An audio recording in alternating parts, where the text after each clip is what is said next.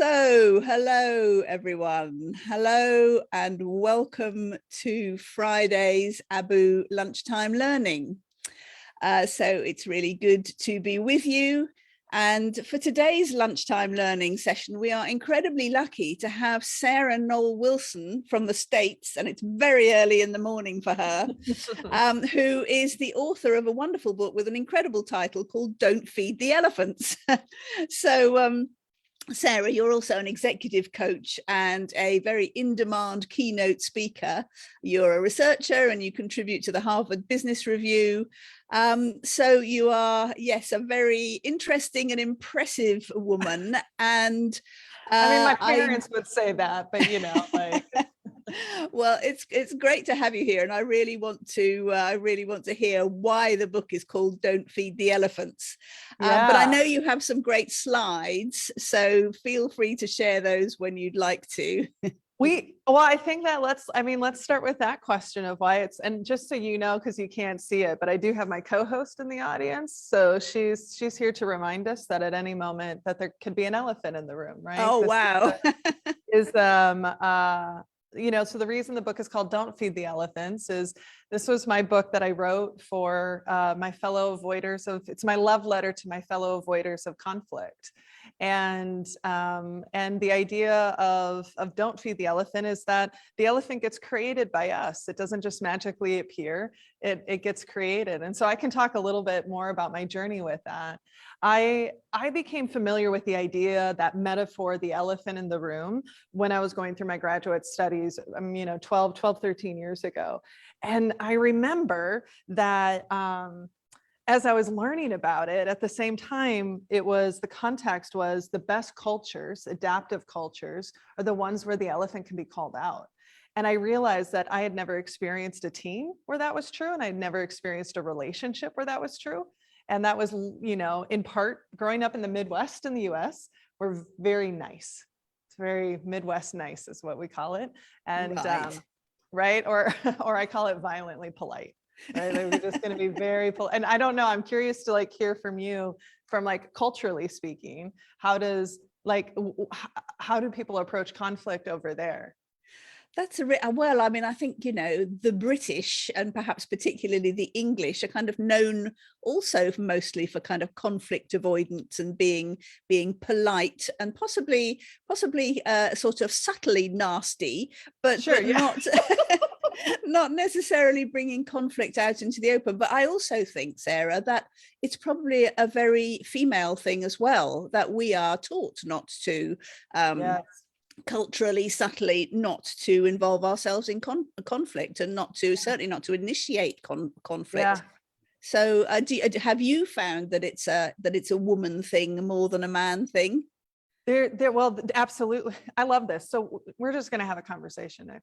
Okay. So and partly because, right, the social conditioning that we're supposed to, as women, be the nurturers. We're supposed to take care of other people's needs. We're not supposed to, right, smoother overs. We're supposed to remove the discomfort. And I find that even in our workshops, when we talk about things like when there's an issue in a relationship, it's because we have a need that's not being met. Often women go, I don't even know what my needs are, because I've been deferring to other people so much that I don't even know how to listen to it. And then the flip side that I want to talk about to that point is research shows that when women are more assertive, when they're more direct, right, when they're more passionate, right, I think any confident woman has received the feedback, you're too passionate. It's perceived more negatively than a man being direct. And so and then that's, then we look at the intersectionality. Somebody who's a person of color also is even harder for them to be able to speak more directly, not because that they're unable to, but because the culture says you shouldn't be able, you can, and we're not going to hear your voice. The subtle, how did you say it? You said there is a subtle masculinity. Subtle and sort of, I don't know what I said actually, but you no, it was and I just appreciated about being sort of subtly nasty without maintaining a veneer of politeness. Right. That's why I call it violent politeness. It's just like I'm smiling. Yes, that's such a great phrase. I'm seething behind my smile, and I'm not going to have the conversation with you, but I'm going to have the conversation with other people, just not the person I need to. Yeah. Well, and when we talk about, the idea of the elephant in the room is sometimes, the phrase that'll get thrown around, at least over here, is like, we got to call it out. And it's very aggressive and it's very assertive. But the reality is that if there's an elephant in the room, I'm going to go to a slide. Hold on, just to bring it up as we're talking. Hold on, Nick. If there's an elephant in the room, there's already emotional heat. There's already, because we're avoiding it, right? That's what creates the elephant. And so if there's already emotional heat, I don't want to use language that accelerates a conflict. I don't want to use language that accelerates a confrontation, because people sometimes will even say, you just got to call it out. And they literally will punch their hand. And it's like, well, no, that's not how we should free it. It doesn't want to be there. How do we just, right? How do we do this? So one of the things that I think is important is, to define when we talk about this idea of what creates the elephant in the room, because a lot of times people will say, they point at the boss, or it's usually pointing at somebody going, oh, we got an elephant in the room. But that's not the elephant. That might be the problem.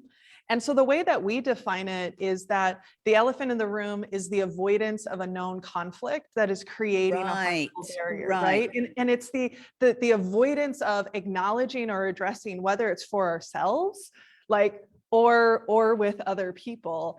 And, because if you and I were working together, or we're in a relationship and we had an issue, and if you had an issue with me, or if there was something I did that was harmful and you brought it up to me, there's no elephant, right? We're having the conversation and we're navigating it. And so, so I think that that's something that's really important for us to think about, is to realize that, because what happens is that, there's a whole host of reasons why we might avoid. We might avoid engaging because we don't have the skills. We might avoid engaging because we grew up. I'm not the first avoider in my family. Right. I'm sure most of us aren't in our families or businesses or anywhere else. Right. I'm like, I come from a lineage, right? This is I'm a legacy avoider at this point. So if you grew up in a family or a culture where we need to smooth it over, we don't engage with it. And we might avoid because of trauma, past traumatic experiences. Where it wasn't safe for us to speak up, whether verbally. Yes, that's such a good point. Yes, absolutely. It's actually very scary to do it, right?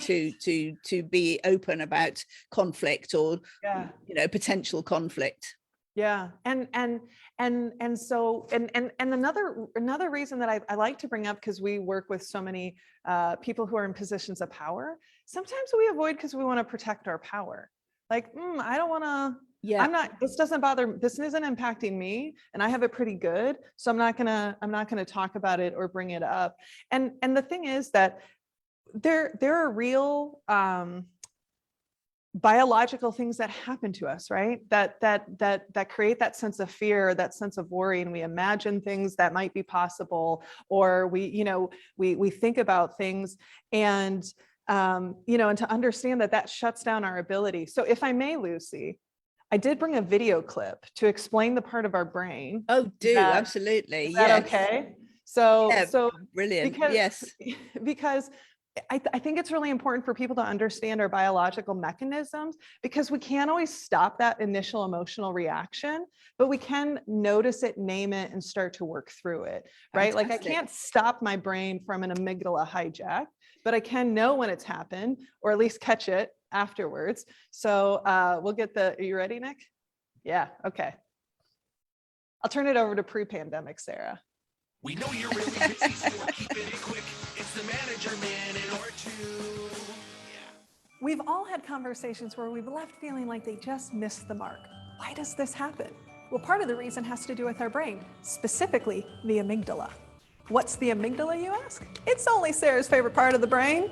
The amygdala is the part of the brain that is constantly scanning your environment for threats so that it can move you into action so it can protect you. Those threats might be physical, mental, emotional, or even to our ego. One of the ways I like to think about the amygdala is to imagine it's this shaky, neurotic chihuahua. It's shaking and it's nervous and it's ready to bark at anything that it perceives as a threat. Some of us have more neurotic chihuahuas than others. So what does any of this have to do with conversations? When our amygdala is triggered, it hijacks our brain. It pumps our body and our brain full of these chemicals and hormones that shut down parts of our brain. So we lose access to things like logic and reasoning, problem solving, listening, and empathy.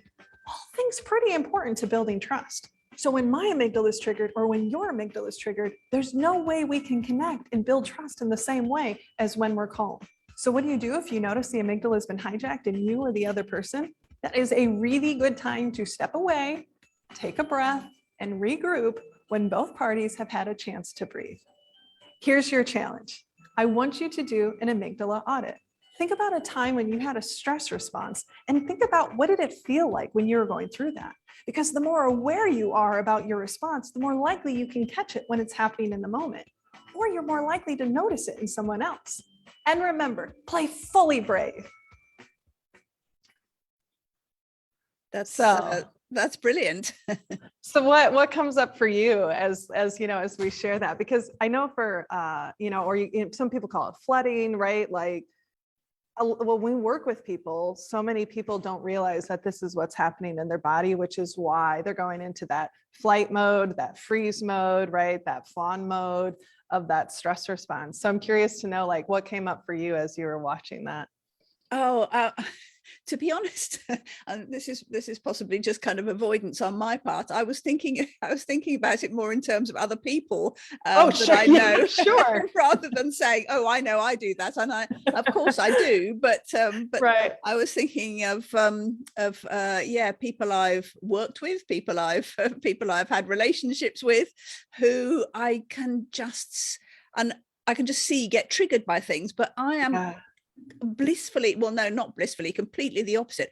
I am often unaware of putting my foot onto a trigger. That's probably a very mixed metaphor, but saying something that will trigger them into absolute kind of blinding fury and not realizing how I've done that, and then not knowing how to get out of it. That's kind of the experience that I feel, and that is quite sort of can be a fearful sort of experience to me.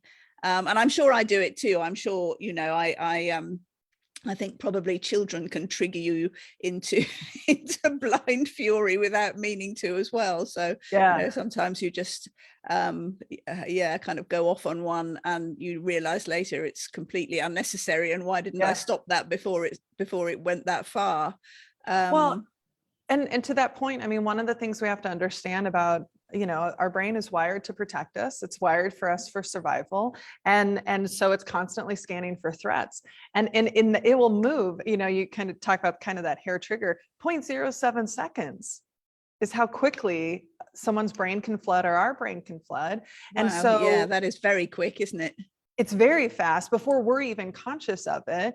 And we know that we are more likely to assume you are going to have a strong negative reaction than not, right? Which again, makes sense for why we avoid. And I appreciate your honesty of like, I think I might be avoiding in the moment by thinking about other people, because we all do. We're like, oh, yeah, this person that I work with, their amygdala triggers all the time. I always make the joke when I'm working with groups, like, if you noticed, because now you're going to see it, you know, like, don't tell them your amygdala is triggering, because it's not going to end well. Like, the person is not going to receive that.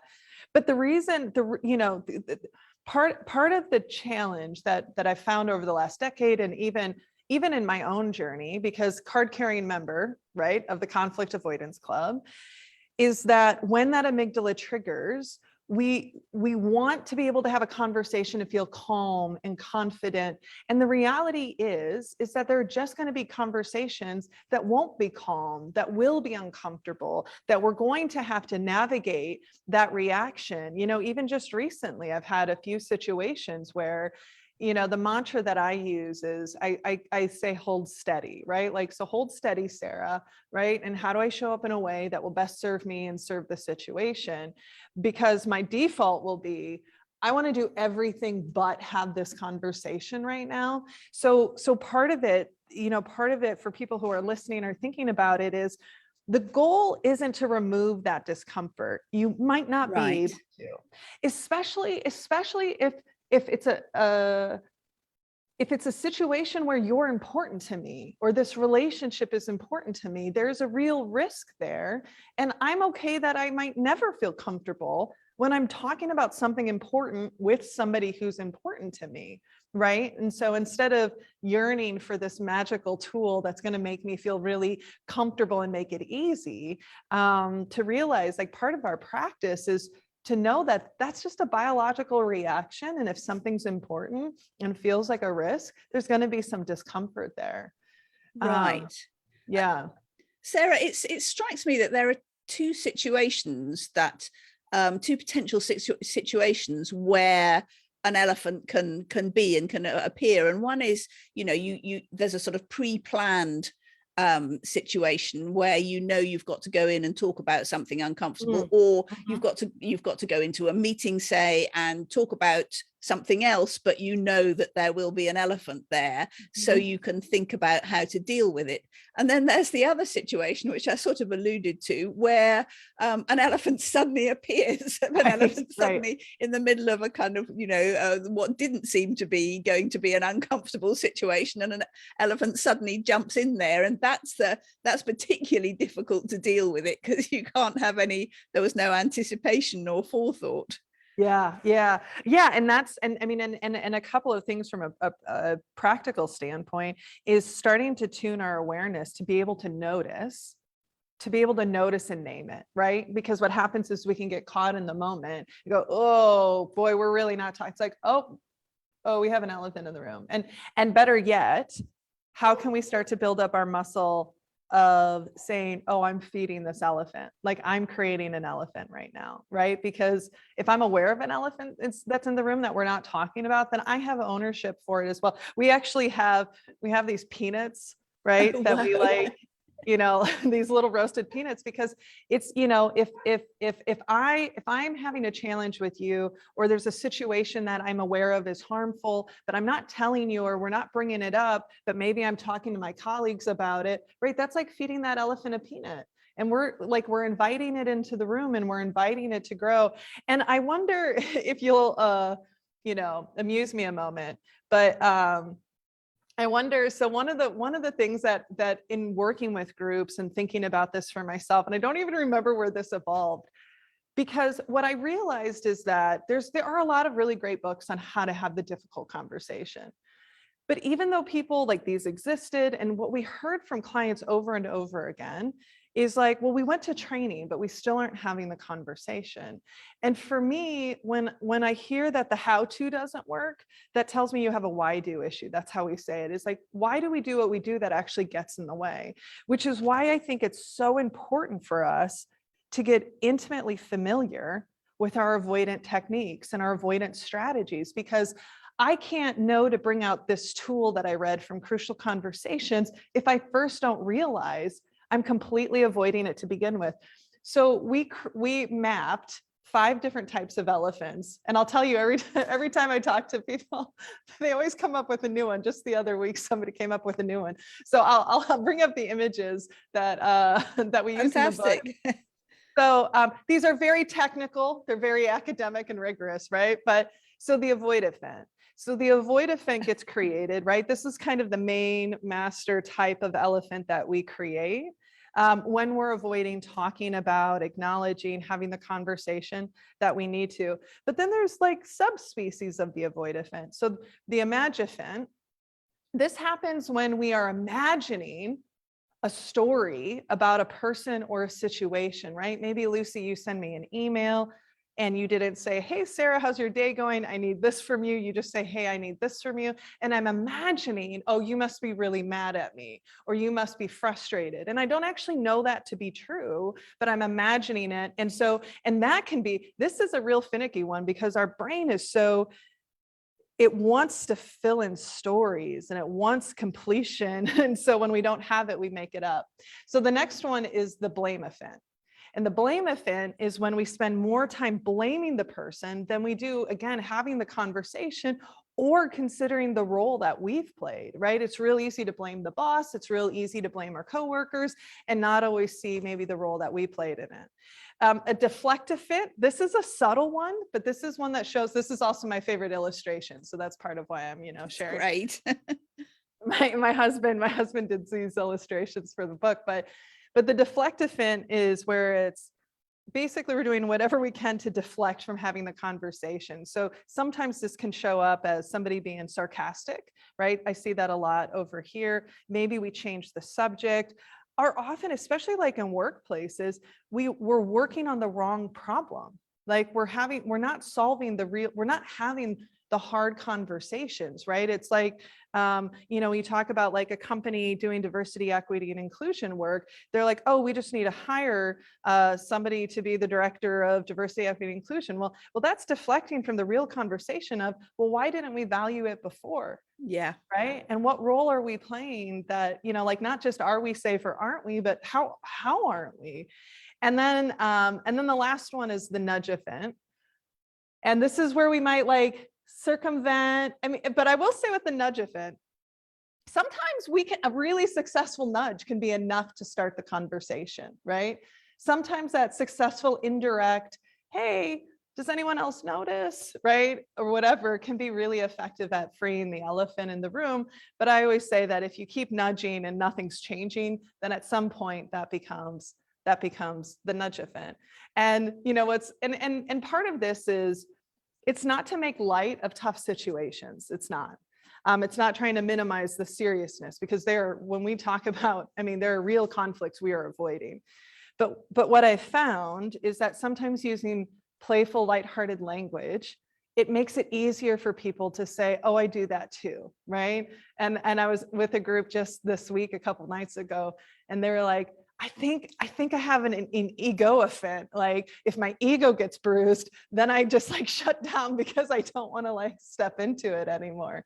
And so that's part of how we have the conversation, is we really have to understand why are like that we're avoiding, and just get curious about, well, why are we avoiding it right now? What's the worry or fear that I'm having? Yeah. That's really very insightful and massive food for thought. And I don't think your wonderful cartoons of the different breeds of elephants, I think I don't think they're trivializing it at all. I think it's really helpful to have I suppose, it seems like light-hearted, but actually they're very insightful, and they really point people in the right direction without making you feel undermined, I suppose, by, kind of pathologizing it in a way. And you don't want people to feel shame. Like exactly. I don't want to shame anyone. And so it's what's fun is, I'll tell a quick short story is, it can also make it easier to be like, I think we have an avoidant in the room. And it like lowers the heat a little bit. And actually, this is like my favorite story. I kind of feel like if nothing else like comes from this work, I feel I'm okay with this being the moment. A woman reached out after the book launched, and she had left her copy on the table. And her 12-year-old son, who is autistic and has ADHD, started to pick it up, and he didn't put it down. And then every night for dinner, he would read chapters, and he would like repeat, like he would share back key insights, and which was really heartwarming and lovely. And I'll share in a moment.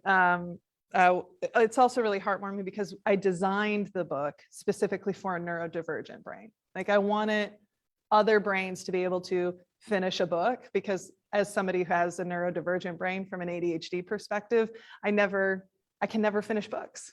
I get halfway through it and then it's really hard for me. Yeah, so to hear this so he pulls her aside one night and he goes, hey mom, I want to talk about the avoidant between you and dad. and how you're reacting to him. And they ended up having this really beautiful conversation because he had the language, right? And she was familiar with it. She's like, I don't know how I feel about my 12-year-old son giving me advice on like how to communicate to my husband, but like, I mean, it's going to make him a damn good spouse at some point, you know, later. Yeah, wonderful. Yeah. Yes, what a great story. And that is so interesting that you've written it with the neurodivergent brain in mind. And I mean, do you find there are differences in attitude to elephants, if you like, and to avoiding conflict by different sorts of neurodivergence, for example?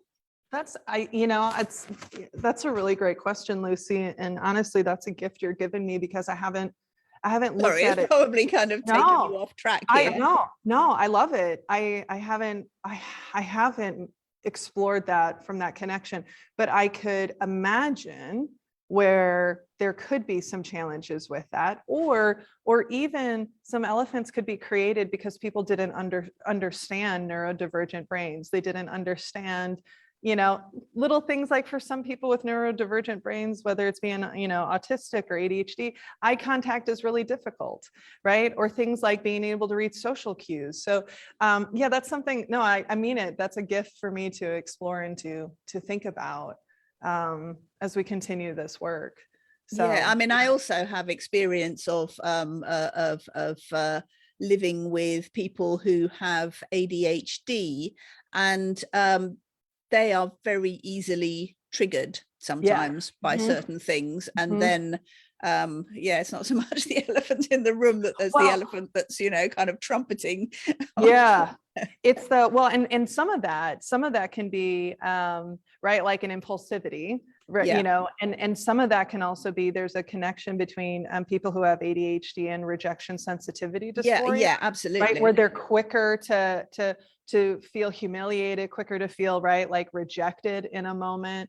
And, you know, and that's the other thing is, you know, when our whole philosophy is based off of this idea of how do we become just more curious, right? How do we become not only more curious about ourselves? This is what we call the curiosity first approach. And by no means would I say this is a one size fits all, because we're just complex. You know, whenever people are like, Sarah, what do we do in this situation? And what about this? I'm like, well, it depends. Like, it depends on your relationship. It depends on the power dynamic. It depends on the history and the moment and the context of it. But there's a real opportunity for us, especially when we see a reaction in someone else. And again, it depends, to get curious, because I might perceive you as getting defensive when really what might be happening is maybe you feel a little shame or humiliation. And so one of the things that when we're working with people, and for myself, I always think about is my intuition is always right. Your intuition is always right, but your interpretation may not be. Oh, right? That's a very interesting. Yes, so like, do talk a bit more about that. Yes. Yeah. So your intuition that they're having some kind of emotional reaction is probably absolutely right. What emotion they're experiencing, why they're experiencing it, we may be off base, right? Which is, you know, and that's also part of how do we, even in those moments, again, depending on the situation, have those conversations with, hey, Lucy, I just want to check in, what's going on with you? Or like, my sense is this. I was working with a leader once, and he had a team member who he said, gosh, she just always gets so defensive and she shuts down when I give her feedback. And I asked him, I said, well, what do you do when that happens? And he said, well, I tell her, you're getting really defensive. And I'm like, and how is that working out for you?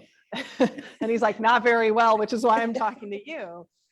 And so I said, well, next time, what does it look like to come from a place of curiosity to say, hey, I'm noticing you're shutting down. How true is that?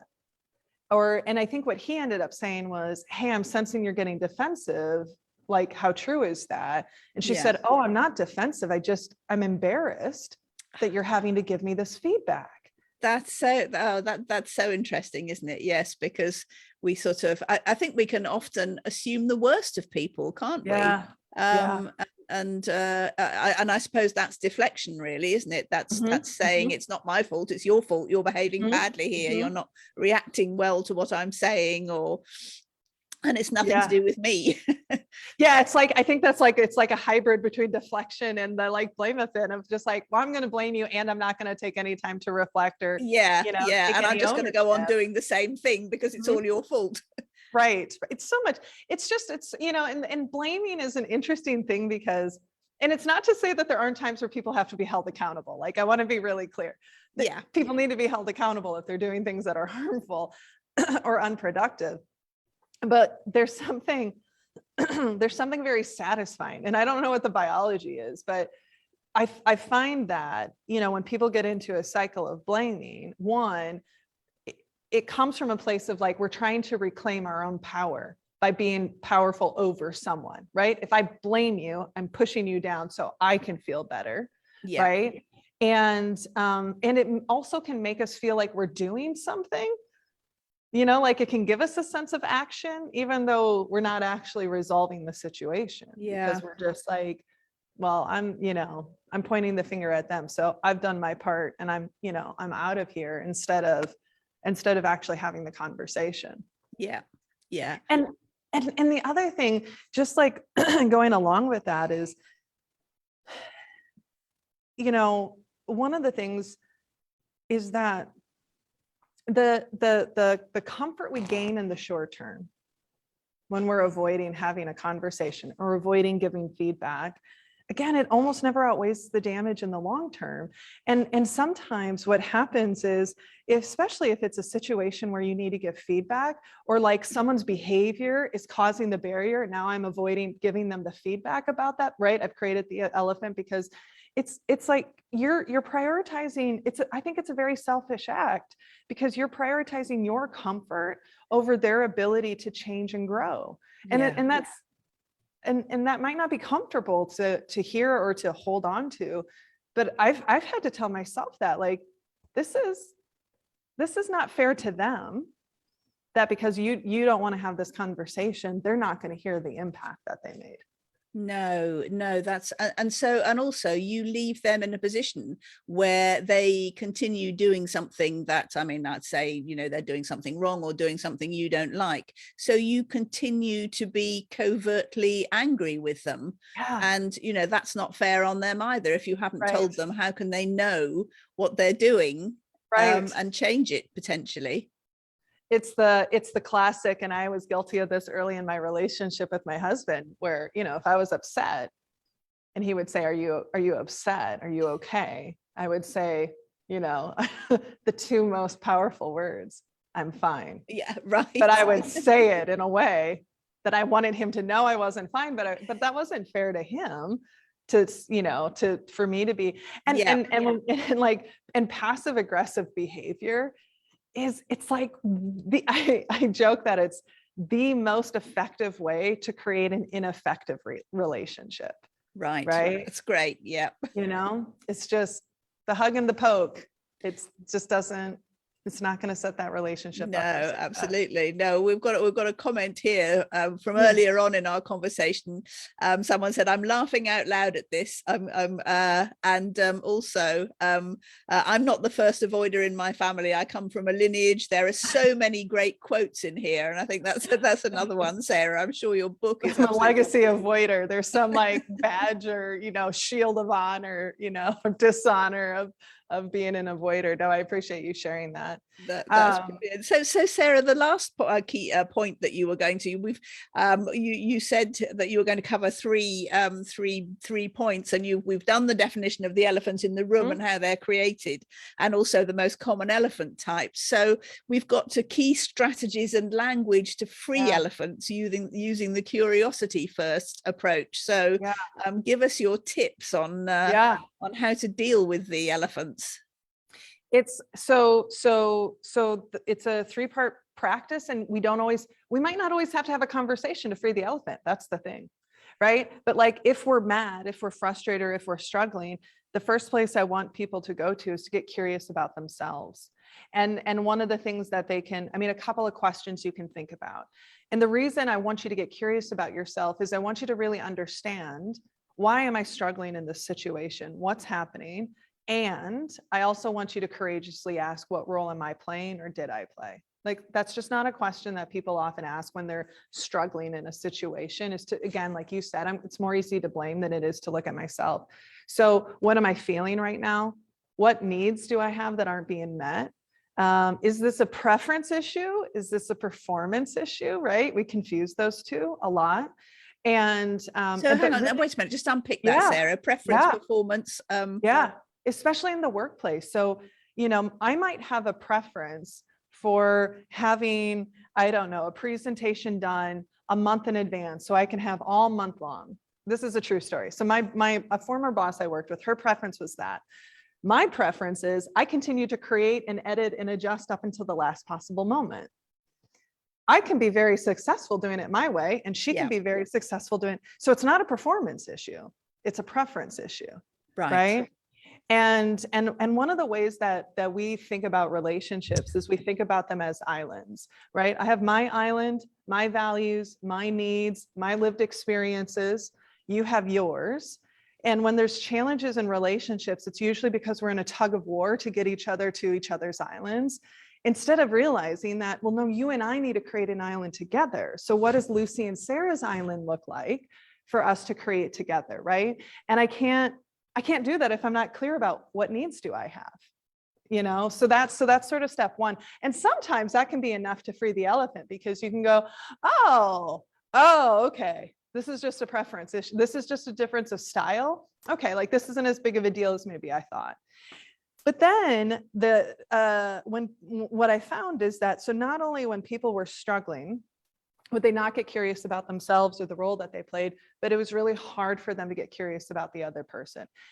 And so that's why the second phase is get curious about them. And whether that's in conversation or even just priming yourself of like, what makes sense to them? What might they need, right? What information do they have or don't have in the situation? And our goal is not to fill in information and make more assumptions, right? But it's to remind ourselves that they have a perspective that feels right and true to them. Now, what I always say with this one is that I'm not going to ask someone who's being harmed by someone to get curious about them, right? Like, curiosity is an invitation, it's not a prescription. And so like if someone's experiencing harassment, or right, they're on the receiving end of, say, a racist comment, I'm not going to say, hey, let's get curious about them. Like, no, we're going to protect you and do what we need to. And then when our curiosity hits a wall, like, we might need to have that conversation. And so how do we approach it so that it's not a confrontation, but a conversation? And so a couple of strategies of like best practices and some things people can say. One is to get really clear about, how do you want to show up? What do you want to accomplish? And this sounds really obvious, but like when emotions are high, when people are feeling fearful, right? It's hard for us to go, what do I actually want to accomplish in this conversation? What's the impact I hope to make? And then who do I need to be? And what do I need to do? I mean, just last night, I'm in a situation where I'm going to have a pretty tough conversation. And who I need to be in this moment is actually an advocate. And what I need to do is to be able to speak clearly. I need to be able to like state anchor in my values, right? But then there are times where some conversations, because of the situation, I might go, I need to stay really open and curious because I really want them to be wrong, but I need to come from a different place. So that idea of priming. And then depending on the situation, like, I'm a big fan of inviting perspectives. And here's what this looks like in practice. It may be, you know, hey, Lucy, I'm curious to get your thoughts on how that meeting went. You know, there are some things that didn't set well with me, and I'd like to hear your perspective as well. And I like the invitation approach. Again, sometimes it will be appropriate. Sometimes there are times where we just have to go, hey, that was inappropriate. And like, we need to talk about how you don't do that again, or whatever the case might be. But to say like, here's my experience, how is yours? Other phrases of like entry point that are sort of lower heat is, I don't think this was your intention, but I want to share with you the impact that it had, because I think you would want to know. right? The impact that this had on me, or this impact that it had on the group. Or my colleague, Teresa, she said this to me once a couple of years ago. We were talking, we needed to talk her comp structure as her role was changing. And she goes, I want to bring this up before it becomes an elephant. And I so loved when she said that, because it was a clue to me that, one, this was important. And if we didn't talk about it, that it could create an issue. And I also, just knowing her, knew it was like an act of courage for her to bring that up. So I think when you're familiar, whatever, like, I want to bring this up so it doesn't become an issue. Maybe the elephant isn't the right metaphor. And so those are some ways we can start to engage in conversation. The other phrase that can be really powerful is, would you be open to having a conversation about X? Or I want to share with you like something I'm struggling with. Would you be open to it? And that phrase, would you be open to it, is really powerful, because none of us like to think of ourselves as not being open-minded, right? So true. Yeah. Like, of course I'm open to it. I'm an open-minded person. And so those are some entry points into it. People are always looking for, they're looking for a full script, and it's like an improvisation, right? When we get into it. But the thing I will say is that one of the, I think, most important skills we can work on is to, one, be aware that our amygdala might trigger, right? That baby might trigger as we're in the conversation, and to notice it and to try to keep it regulated when it's appropriate. Because if you're dysregulated and I come in dysregulated, the likelihood that we can calm each other down is very unlikely. Yeah. But if you're heated and I'm not, we might be able to. And just one final note is, I can't control the other person's reaction, but I can control me. Yeah. Right? Yes. Oh, Sarah, that is so useful and so interesting. If you go back into the comments after we finish talking, you'll see there are some really positive comments here, like, wow, this is so, there's so much good stuff here. So, there's a comment, Sarah, you need to have your own TV series. We could, I mean, we joke that this is Sarah TV when we're doing virtual events. But no, that's absolutely brilliant. And I love the the metaphor of the elephant. And if you can share that, I'm certainly going to recommend your book to lots of people. But I think having that shared language where you can just quickly and almost sort of lightly point people in the just say that there's an elephant here, or there might be an elephant here, or let's talk about this before it becomes an elephant. I mean, it just opens things up so easily and simply, and I think it's genius. So that's thank you. Wonderful. No, I appreciate that. And just, for those of you who are joining us either live or later, Lucy and I will keep an eye right on the comments. And so if there are specific questions, we'll, because it's so important, right? There's Minda Harts is an amazing author, and she has a quote that I feel like I quote every day, which is, nobody benefits from our caution, but so many people can benefit from our courage. And so, whether that's for our own benefit of courage or for other people's courage, but how do we step into that more, especially when it's so hard for some of us? Yeah, that's so, and it's so true. We build up these kind of fears of raising a subject or opening up an area of discussion that we think is going to upset someone or cause friction or, be a problem in itself. And yet it just takes one small act of courage to say, is this an elephant? Or would you be, I love that phrase, would you be open to talking about this? Because that puts it on the other person's terms, doesn't it? You allow them to decide whether whether it's okay to talk about. Yeah, and to be okay, especially if it's something complicated. Yeah, we have to understand that it probably won't get resolved in one conversation, and just because we bring up the issue doesn't mean we have to have the solution, right? I mean, when we talk about really complex things like redefining the workplace, diversity, equity, and inclusion, right? Like psychological safety, there's not a one solution to it, but we have to have the conversation and to be able to step into that heat together. Even to say, I can't tell you how many moments where, one of my practices is to just name what I'm observing or feeling. Like, I don't know about anyone else, but I'm feeling an incredible amount of tension right now. Or I had a situation recently where the conversation went to a place that I didn't feel skilled to facilitate the nuances of the trauma that was coming up, right? And I just to own it and to say, I think what this group needs is different than what I can offer, but I'm here to support. And so instead of, right, oh, I want to get out of here, this is so, and it wasn't comfortable. It was not comfortable at all, but to be able to stay with our emotions, to sit with them and to name them. And to be like, this is actually really uncomfortable for me to share with you, Lucy, but I value our relationship and I want to do it because, like, I think we're worth it to figure out how to work better. Yeah. Oh, Sarah, that's so fascinating. Well, we will definitely be putting your book into the link to your book, so everybody can get their copy into the top of this conversation. And is there anywhere else that people should get in touch with you? We'll put those links in too. But where's the best place to get in touch with you?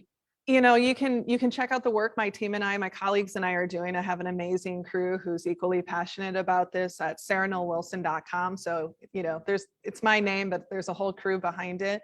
Also, my DMs are always open. So I'm very active on Twitter and LinkedIn. And the other thing I'll say is that we do have a 2-hour workshop coming up in April where we're, exploring this. And then in May, we're doing a deep dive 3-day intensive with a very small cohort to really dig into and examine how can we create a culture and show up in a way that we can, free elephants or, hopefully prevent them as well. Yeah. Wow, so I would love to, and my fantastic. DMs are always open. Yeah. Would love to hear from people. Okay. No, we'll get all those links and put them in the comments here. Sarah, thank you so much. I was just read you a couple more comments. Sarah, you speak with such passion and purpose. One of the most memorable lunchtime learnings for me, without a doubt. Thank you so much. And Sarah, smart lady, thanks for a great session. So thank you very much indeed, Sarah Noll Wilson. Thank you for being with us and giving us the benefits of your elephant work and telling us how to avoid being avoiders. Thank you. Thank you very much indeed. It's been an absolute pleasure talking to you. Likewise, Lucy. Thank you.